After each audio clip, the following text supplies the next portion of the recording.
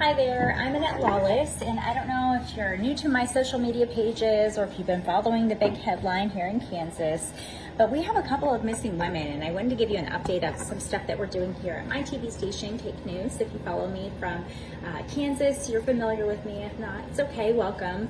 But there's this big story of two women who went missing, two moms from Southwest Kansas, and they haven't been seen since Easter weekend. So it's been a huge story here.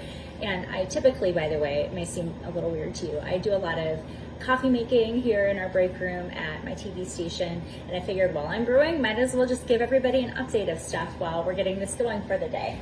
So forgive me as I grab our coffee. But the story is of these two women, Veronica Butler and Jillian Kelly. So women in their 20s and 30s, last seen on Saturday.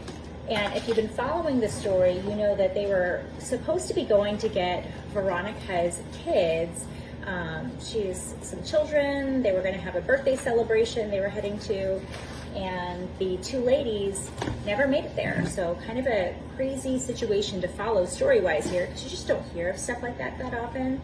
But now, just yesterday, the Oklahoma State Bureau of Investigation says that they think that this case, they suspect foul play. And they say they foul play because of the evidence that was found inside of the vehicle. So the women, they were heading down to this area from Southwest Kansas, from Hugoton. Their vehicle was found actually abandoned in Texas County, Oklahoma. And that's just a little across the state line, and no evidence of the women. So that's just really scary to think about. Right now, investigators say that foul play is suspected because of what was found in the vehicle. We've had continued conversations with the OSBI about the case. They can't specify why they think foul play is suspected, other than just saying that foul play is suspected in this case of these two women. But there's been so much interest in this story nationwide, and I thought I would just give you that update telling you that foul play is suspected here, and that we have some people, a reporter heading over to Hugoton to go follow up with investigators on this case.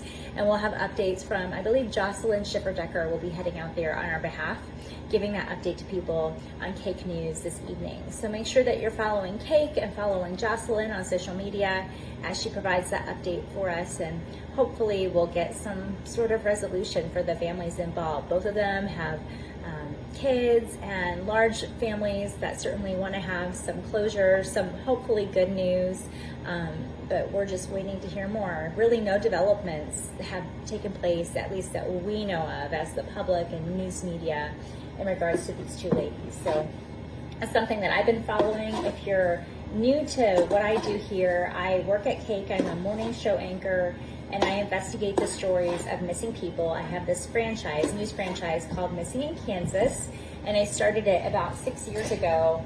And every day during the week, I share the story of a missing person. And the series was inspired because of some tragic stories that we shared from our community, and I felt like the public was just really invested in it. And I was just like, you know what, people rally behind the story, the cause of these missing people. Why aren't we doing more with what we do? And so I just was really inspired by what we do, and I was just hoping that maybe, you know, by sharing these stories every day, we can draw bigger attention to cases big and small. I feel that the case of Veronica and Jillian, they're really fortunate because so many people are interested in their story. They want to figure out what's happened. If you've looked on Facebook, for example, that alone, I'm sure Reddit and other threads like on YouTube and X and Instagram are just flurried with people who want to figure out what's going on. But I'm looking at all these groups, and I'm just amazed by the community interest. And I think that just goes to show how important it is with these kinds of stories. So again, we have a reporter heading over to Hugoton today.